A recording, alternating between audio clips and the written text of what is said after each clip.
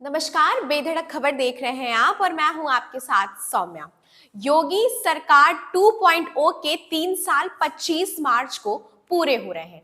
इस मौके पर भाजपा कार्यकर्ताओं को राजनीतिक नियुक्तियों का तोहफा मिलेगा। राष्ट्रीय नेतृत्व के आदेश के बाद यूपी भाजपा ने इसकी तैयारी भी शुरू कर दी है। 10,000 ऐसे पद हैं जिन पर नियुक्तियां होने वाली है। इनमें 20 से लेकर 50,000 रुपए महीने तक मानदेय मिलेगा। इससे नाराज भाजपा कार्यकर्ताओं को पंचायत और विधानसभा चुनाव से पहले मनाया जा सकेगा। भाजपा के राष्ट्रीय महामंत्री विनोद तावड़े 14 फरवरी को लखनऊ दौरे पर आए थे। उन्होंने CM Yogi, deputy CM Keshav Maurya, deputy CM Brajesh Pathak से मुलाकात की। साथ ही जल शक्ति मंत्री स्वतंत्र देव सिंह, कृषि मंत्री सूर्य प्रताप शाही, पशुधन मंत्री धर्मपाल सिंह, भाजपा प्रदेश अध्यक्ष भूपेंद्र सिंह चौधरी और महामंत्री धर्मपाल सिंह से भी मुलाकात की। तावड़े ने सभी से राजनीतिक नियुक्तियों पर चर्चा की। साथ ही बताया था कि केंद्रीय नेतृत्व चाहता है कि कार्यकर्ताओं के सरकार में समायोजन के लिए राजनीतिक नियुक्तियां जल्द ही की जाए। पार्टी के एक पदाधिकारी ने बताया, भाजपा मार्च के बाद पंचायत चुनाव 2026 और विधानसभा चुनाव 2027 की तैयारी शुरू करेगी। इसके लिए कार्यकर्ताओं को सक्रिय करना होगा, लेकिन मौजूदा समय में अधिकतर जिलों में कार्यकर्ता संतुष्ट नहीं है। कार्यकर्ताओं की नाराजगी दूर करने का सबसे बेहतर जरिया राजनीतिक नियुक्तियां ही है। इससे 10,000 से ज्यादा कार्यकर्ताओं को सीधे तोहफा मिलेगा। अधिकांश निगम, आयोग, बोर्ड और नागरिक निकायों में कार्यकाल 3 से 5 साल का होता है। योगी सरकार के 3 साल पूरे हो चुके हैं। ऐसे में कार्यकर्ताओं की नियुक्ति जल्द होनी चाहिए। यूपी में 17 नगर निगम, 200 नगर पालिका परिषद और 490 नगर पंचायत है। जानकारों का मानना है कि इसमें करीब 5,000 से ज्यादा सभासद और पार्षद मनोनीत किए जाएंगे। इनके नियुक्ति में स्थानीय विधायक, सांसद और जिला अध्यक्ष की बड़ी भूमिका रहेगी। पार्टी ने भी सभी जिलों से नाम मांगने की कवायद भी शुरू कर दी है।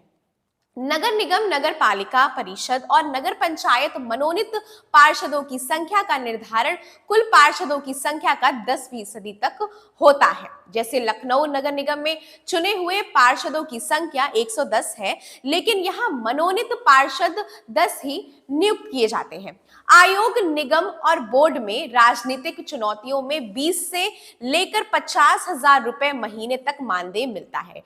कुछ आयोग में अध्यक्ष और सदस्यों का मानदेय शासन के प्रमुख सचिव के वेतनमान के समकक्ष भी है। लखनऊ में टाइप 4 और 5 के आवास, वाहन और सुरक्षा गार्ड की सुविधा भी मिलती है।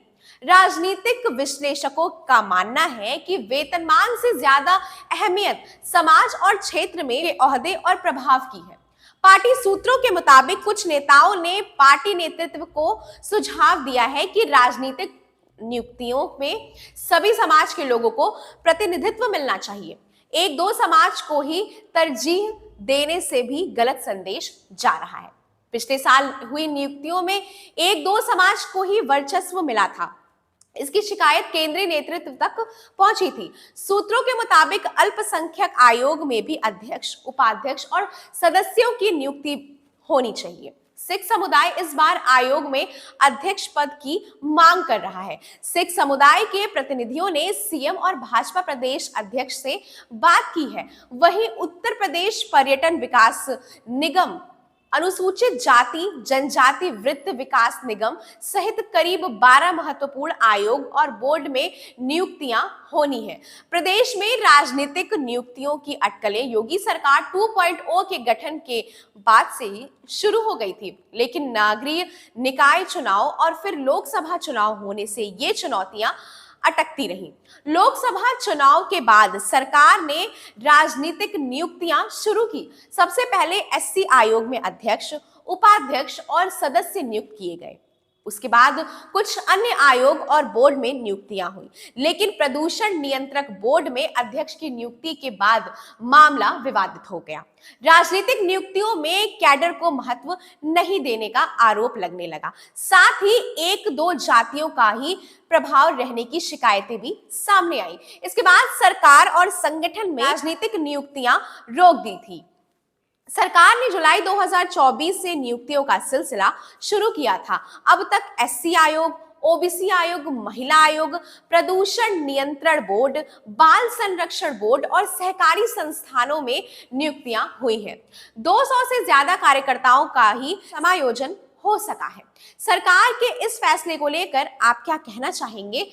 हमें अपनी प्रतिक्रिया जरूर बताएं। ऐसी तमाम सारी खबरें देखने के लिए बने रहें बेधड़क खबर के साथ। धन्यवाद।